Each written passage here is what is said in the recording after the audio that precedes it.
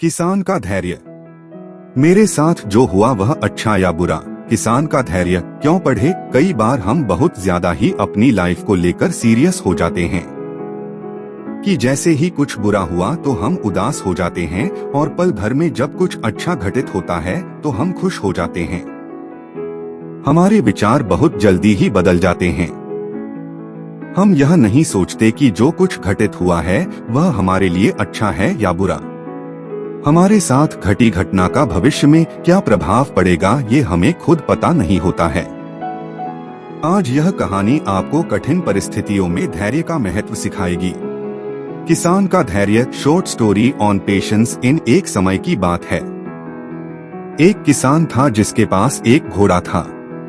वह अपने इस घोड़े से बहुत प्यार करता था। उसे अपने घोड़े पर बहुत गर्व था जो किसान की कमाई का जरिया भी था। अपनी इस कमाई से किसान अपने परिवार का पेट भरता था। लेकिन एक दिन वह घोड़ा भाग गया। उसके भागने के बाद समाज के लोग और उस किसान के पड़ोसी उसके पास आकर उससे कहने लगे, हे भगवान, तुम्हारा घोड़ा जिस पर तुम्हें बहुत घमंड था वह तो भाग गया। उसको सांत्वना देने लगे कि उसके साथ बहुत बुरा हुआ। लेकिन किसान ने उसका जवाब बहुत ही सहजता से देते हुए कहा, हाँ, बहुत बुरा हुआ। फिर अगले दिन घोड़ा वापस आ गया। लेकिन सिर्फ घोड़ा वापस नहीं आया बल्कि वह अपने साथ 3 जंगली घोड़े भी लाया।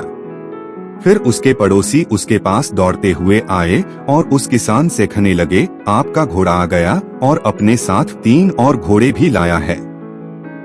यह तो बहुत अच्छी बात है, आपकी किस्मत तो बहुत अच्छी है। किसान बहुत खुश हुआ, उनकी तरफ देखा, फिर उसका जवाब बहुत ही साधारण रूप से दिया और कहा, हाँ, शायद। कुछ दिनों बाद किसान का बेटा उसी जंगली घोड़े में से किसी एक को काम के लिए उपयोगी बनाने की कोशिश कर रहा था।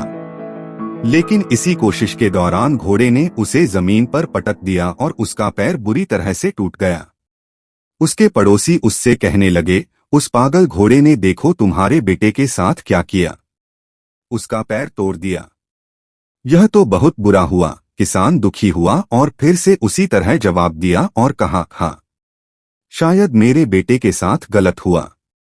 अगले दिन सेना के कुछ जवान उस किसान के घर आते हैं जो जंग छिड़ने के कारण नए जवानों की भर्ती कर रहे होते हैं। उसमें से एक जवान ने किसान के बेटे को देखा और बोला, इसका तो पैर टूटा हुआ है, हम इसे सेना में भर्ती नहीं कर सकते। और वे जवान गांव के सभी लड़कों को लेकर अपने साथ चले गए।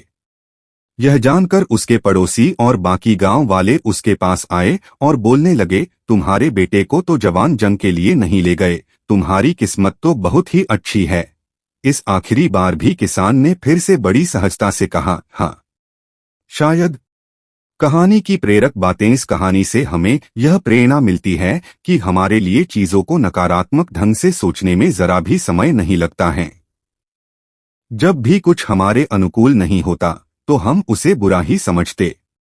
लेकिन सच बात तो यह है कि कोई नहीं जानता कि जो साथ घटा है वह बुरा है या अच्छा। इस कहानी में भी किसान के भावों में परिवर्तन परिस्थितियों के कारण होता है।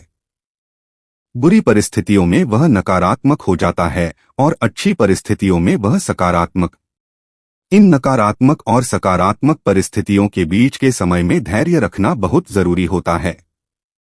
क्या आप वाकई में यह बता सकते हैं कि हमारे साथ जो घट रहा है वो गलत है या सही, बिना यह जाने कि भविष्य में उसका क्या प्रभाव पड़ेगा हम पर या हमारे जीवन पर?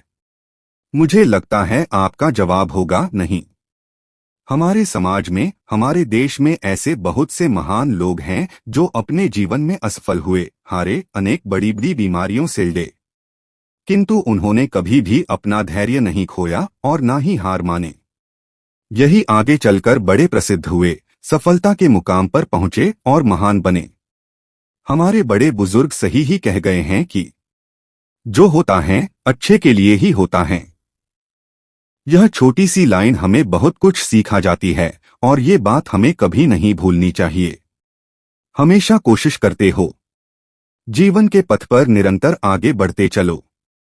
आपको बस यह करना है, एक, किसी बात को लेकर ज्यादा परेशान नहीं होना है।